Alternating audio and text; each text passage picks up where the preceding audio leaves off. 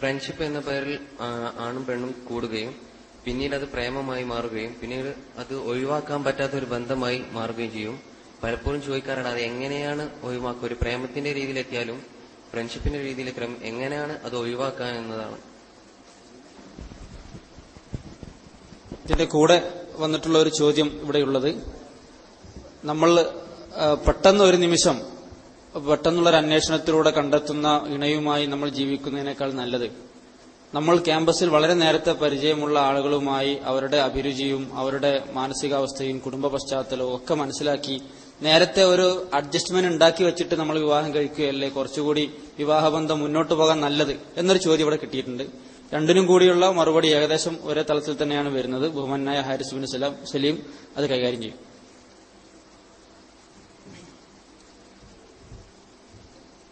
സഹോദരങ്ങളെ, വളരെ അധികം ചോദ്യങ്ങൾ ഉന്നയിക്കപ്പെടുന്ന ഒരു വിഷയമാണ് ഇവിടെ ചോദിക്കപ്പെട്ടിരിക്കുന്നത്. ഈ റമളാനിന്റെ സന്ദേശം നൽകണം എന്ന ഒരു ആവശ്യപ്രകാരം ഒരു ട്രെയിനിങ് കോളേജിൽ ഒരു ക്ലാസ്സിന് വേണ്ടി ഞാൻ ഈ റമളാനൊക്കെ പോയി. അവിടെ ചെന്ന് ശരിയായ ഒരു ഇസ്ലാമിക ജീവിത വിശുദ്ധിയുടെ അവസ്ഥകളെക്കുറിച്ച് സംസാരിച്ചപ്പോൾ വളരെ ധൃതിപ്പെട്ട് ഞാൻ പോന്നിട്ട് ഒരു സുഹൃത്ത് എന്റെ കൂടെ വന്നു. അദ്ദേഹം ആ കോളേജിലെ വളരെ മുതിർന്ന ഒരു വിദ്യാർത്ഥിയും അതേപോലെ തന്നെ അവിടുത്തെ വളരെ പ്രധാനപ്പെട്ട കുട്ടികളുടെ ഒരു നേതാവൊക്കെയാണ്. അപ്പൊ അദ്ദേഹം വന്നിട്ട് എന്നോട് ഇതിന്റെ വശങ്ങൾ സംസാരിച്ചു. വളരെ സമർത്ഥനാണ് അദ്ദേഹം. ഞാൻ ഈ പ്രേമത്തെ ന്യായീകരിക്കുന്ന ഒരു പെൺകുട്ടിയെ തെറ്റായ രൂപത്തിൽ കൊണ്ടു നടക്കാനുള്ള ഒരു പ്രവണതയെ ന്യായീകരിക്കുന്നതിൽ ഞാൻ കേട്ട ഏറ്റവും സമർത്ഥമായ സംസാരമാണത്. ഞാൻ ഏറ്റവും അവസാനം അദ്ദേഹത്തോട് ചോദിച്ച ഒരു ചോദ്യം, അപ്പോൾ ഒരു വിജയകരമായ വിവാഹത്തിലേക്കുള്ള വഴി എന്ന് പറഞ്ഞാൽ നിങ്ങൾ സ്വീകരിച്ച വഴിയാണല്ലേ?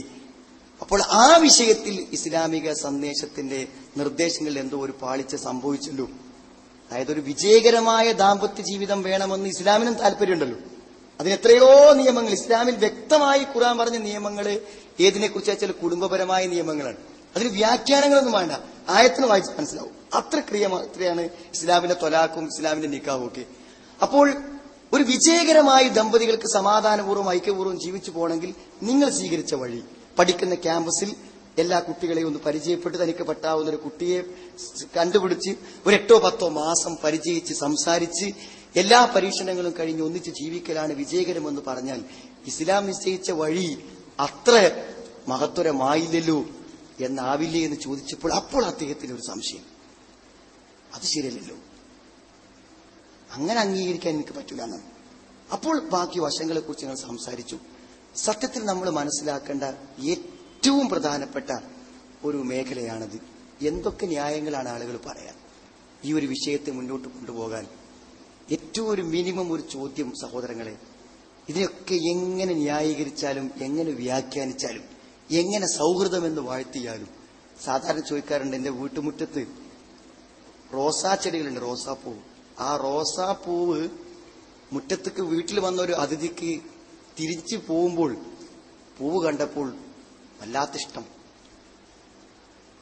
അത്രയും എനിക്ക് റോസാപ്പൂവ് ഇഷ്ടമാണ്. എനിക്ക് ജീവിതത്തിൽ ഇഷ്ടമുള്ളത് ഏറ്റവും നല്ലത് റോസാപ്പൂവാണെന്നാണ് എന്റെ അതിഥി പറയുന്നത്. പക്ഷേ എങ്കിലും ഒന്ന് കുനിഞ്ഞു നിന്ന് ആ അഗണ്യമായ പൂക്കളിൽ നിന്ന് ഒരു പൂ പറിക്കാൻ ഒരു സമ്മതം എന്നോട് ചോദിക്കേണ്ടത് അതൊരു ഒരു ഒരു പ്രാഥമികമായ കാര്യം. ഞാൻ പറഞ്ഞത് ക്യാമ്പസിൽ വരുന്ന ഒരു പെൺകുട്ടിയോട് തെറ്റായ രൂപത്തിൽ ഒരു ബന്ധം സ്ഥാപിച്ച് മുന്നോട്ട് പോകാൻ എന്ത് അനുവാദമാണുള്ളത്? നമ്മുടെ സദാചാരത്തിന്റെയോ നിയമത്തിന്റെയോ ഒരു പരിധി നമുക്കത് വിലയിരുത്താൻ പറ്റില്ല.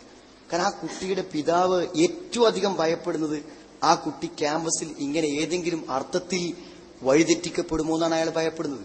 അപ്പൊ അന്ന് വിളിക്കണം പാപ്പക്ക്, ഇത് ആ കുട്ടിയെ ഇഷ്ടപ്പെട്ടുവെങ്കിൽ വിവാഹം കഴിക്കാൻ താല്പര്യപ്പെടുന്നുവെങ്കിൽ അനുവാദം വാങ്ങണം.